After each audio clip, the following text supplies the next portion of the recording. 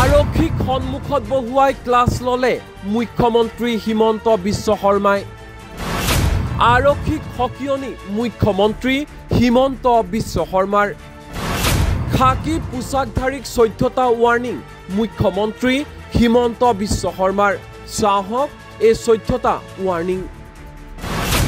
ৰাইজৰ সৈতে কোনো আৰক্ষীয়ে বেয়া ব্যৱহাৰ নকৰিব। ৰাইজৰ কাম কৰিব নোৱাৰিলে অন্তত বেয়া ব্যৱহাৰ নকৰিব আৰক্ষীয়ে। পিতৃ মাতৃৰ গাত চেকা লগা কাম নকৰিব আৰক্ষীয়ে। আৰক্ষীয়ে ইউনিফৰ্ম পৰিধান কৰি মঞ্চত গীত পৰিৱেশন কৰিব নোৱাৰিব। বিহু ফাংচন দেখিলে মাইক টানি লৈ গান গাব নোৱাৰিব। এছপিৰ অনুমতি লৈহে ফাংচনত গান গাব পাৰিব। কিন্তু ইয়াৰ বাবে ইউনিফৰ্ম খুলি ধুতি পাঞ্জাবী পিন্ধিহে গান গাব পাৰিব।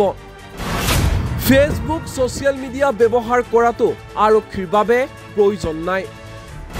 কোনো আৰক্ষীয়ে গীত পৰিৱেশন কৰিবলৈ হ'লে এছপিৰ অনুমতি লৈ ধুতি পাঞ্জাবী পিন্ধি গান গাব। পষ্টমৰ্টেম ৰিপৰ্টক লৈ হাৰাশাস্তি কৰিব নোৱাৰিব জনতাক। 7 দিনৰ ভিতৰত পষ্টমৰ্টেমক লৈ আহিব নতুন নিৰ্দেশনা।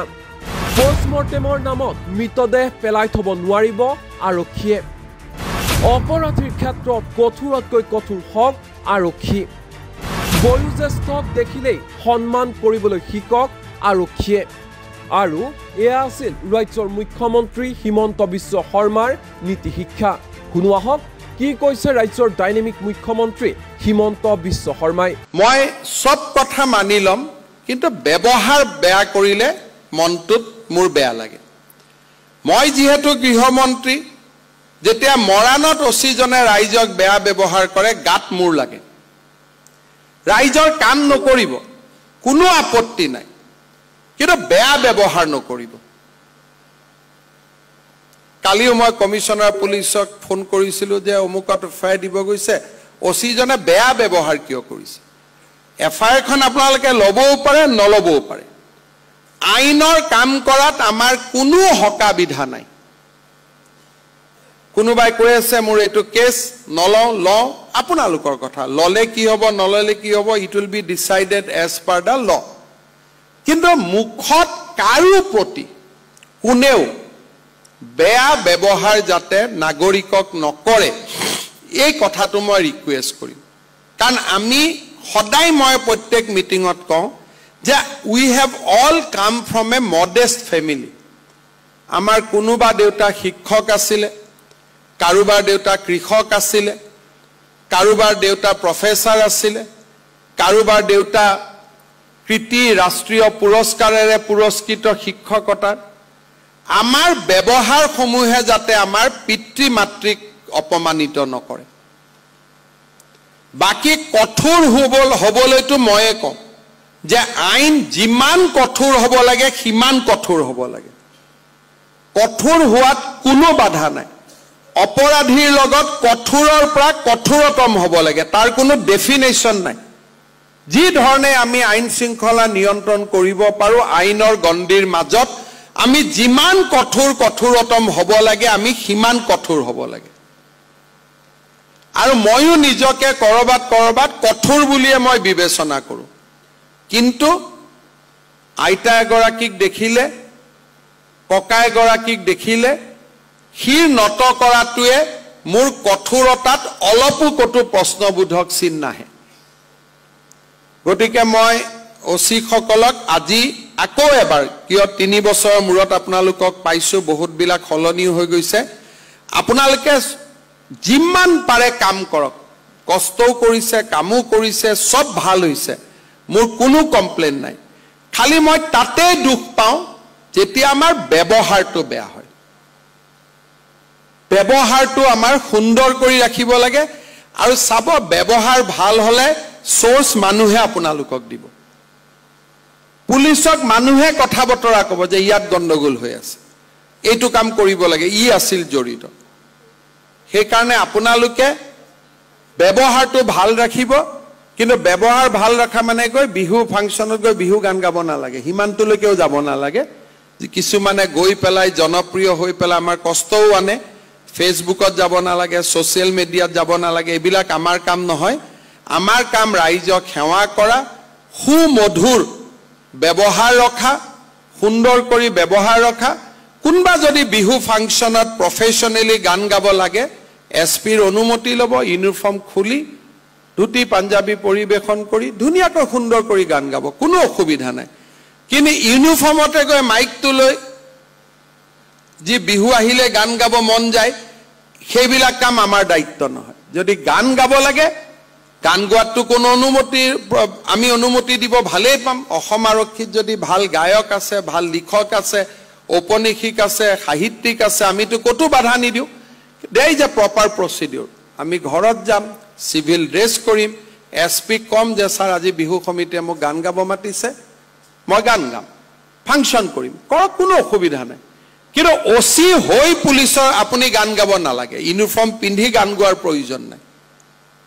এই যিবিলাক ফটো মাজে মাজে আহি থাকে, সি আমাক অলপ অলপ আমনি কৰে। Discipline, the respect to the uniform, সেইটো আমাৰ মেইন কথা। ইউনিফৰ্মৰ ৰেচপেক্ট হ'ব লাগিব আৰু ব্যৱহাৰ সুমধুৰ হ'ব লাগিব আৰু কাম আটাইতকৈ কঠোৰ আৰু শক্তিশালী হ'ব লাগিব। যে আমি যি কৰিম কৰিম যদি আমাক আইনে অনুমতি দিছে, আইন শৃংখলা ৰক্ষাৰ কাৰণে প্ৰয়োজনীয়। কিন্তু আটাইতকৈ টান কাম কৰা মানুহজনেও হাঁহিও থাকিব পাৰে।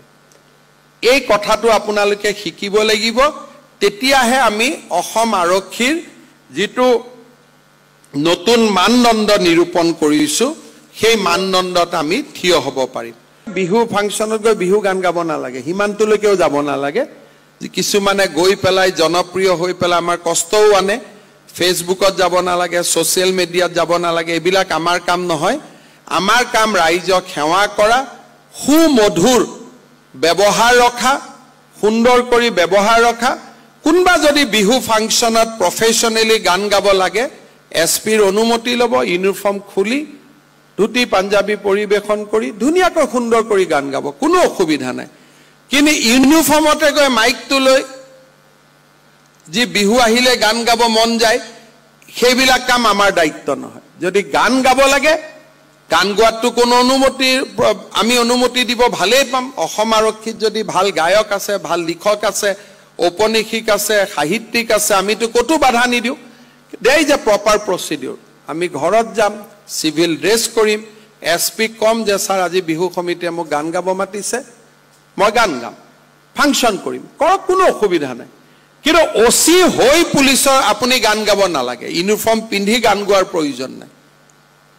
এই যিবিলাক ফটো মাজে মাজে আহি থাকে, সি আমাক অলপ অলপ আমনি কৰে। Discipline, the respect to the uniform, সেইটো আমাৰ মেইন কথা। ইউনিফৰ্মৰ ৰেচপেক্ট হ'ব লাগিব আৰু ব্যৱহাৰ সুমধুৰ হ'ব লাগিব আৰু কাম আটাইতকৈ কঠোৰ আৰু শক্তিশালী হ'ব লাগিব। যে আমি যি কৰিম কৰিম যদি আমাক আইনে অনুমতি দিছে, আইন শৃংখলা ৰক্ষাৰ কাৰণে প্ৰয়োজনীয়। কিন্তু আটাইতকৈ টান কাম কৰা মানুহজনেও হাঁহিও থাকিব পাৰে। এই কথাটো আপোনালোকে শিকিব লাগিব। তেতিয়াহে আমি অসম আৰক্ষীৰ যিটো নতুন মানদণ্ড নিৰূপণ কৰিছোঁ, সেই মানদণ্ডত আমি থিয় হ'ব পাৰিম। বিহু ফাংচনত গৈ বিহু গান গাব নালাগে, সিমানটোলৈকেও যাব নালাগে। কিছুমানে গৈ পেলাই জনপ্ৰিয় হৈ পেলাই আমাৰ কষ্টও আনে। ফেচবুকত যাব নালাগে, ছ'চিয়েল মিডিয়াত যাব নালাগে, এইবিলাক আমাৰ কাম নহয়। আমাৰ কাম ৰাইজক সেৱা কৰা, সুমধুৰ ব্যৱহাৰ ৰখা, সুন্দৰ কৰি ব্যৱহাৰ ৰখা। কোনোবা যদি বিহু ফাংচনত প্ৰফেশ্যনেলি গান গাব লাগে, এছপিৰ অনুমতি ল'ব, ইউনিফৰ্ম খুলি ধুতি পাঞ্জাবী পৰিৱেশন কৰি ধুনীয়াকৈ সুন্দৰ কৰি গান গাব, কোনো অসুবিধা নাই। কিন্তু ইউনিফৰ্মতে গৈ মাইকটো লৈ যি বিহু আহিলে গান গাব মন যায়, সেইবিলাক কাম আমাৰ দায়িত্ব নহয়। যদি গান গাব লাগে, গান গোৱাটো কোনো আমি অনুমতি দিব ভালেই পাম। অসম আৰক্ষীত যদি ভাল গায়ক আছে, ভাল লিখক আছে, ঔপন্যাসিক আছে, সাহিত্যিক আছে, আমিতো ক'তো বাধা নিদিওঁ।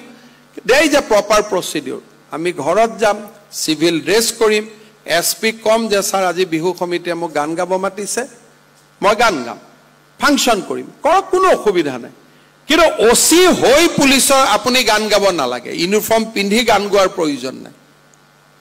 এই যিবিলাক ফটো মাজে মাজে আহি থাকে সি আমাক অলপ অলপ আমনি কৰে। Discipline, the respect to the uniform, সেইটো আমাৰ মেইন কথা। ইউনিফৰ্মৰ ৰেচপেক্ট হ'ব লাগিব আৰু ব্যৱহাৰ সুমধুৰ হ'ব লাগিব আৰু কাম আটাইতকৈ কঠোৰ আৰু শক্তিশালী হ'ব লাগিব, যে আমি যি কৰিম কৰিম যদি আমাক আইনে অনুমতি দিছে, আইন শৃংখলা ৰক্ষাৰ কাৰণে প্ৰয়োজনীয়।